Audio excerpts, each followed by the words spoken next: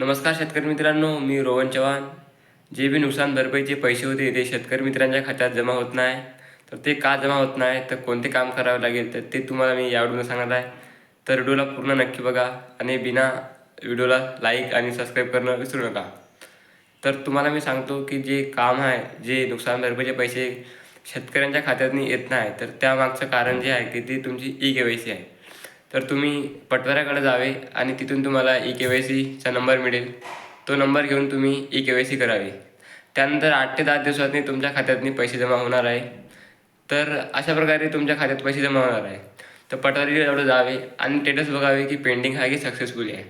जर सक्सेसफुली असेल तर बँकेत जाऊन चेक करावे पैसे आले असेल.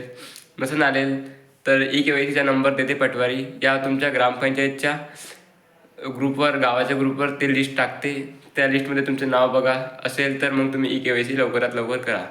तर 8 ते 10 दिवसात तुमच्या खात्यात पैसे जमा होणार आहे. जर तुम्हाला व्हिडिओ आवडला तर व्हिडिओला लाईक, सबस्क्राईब आणि बेल आयकॉनला प्रेस करा. असेच नवनवीन व्हिडिओ तुम्हाला आमच्या चॅनलवर भेटत राहतील.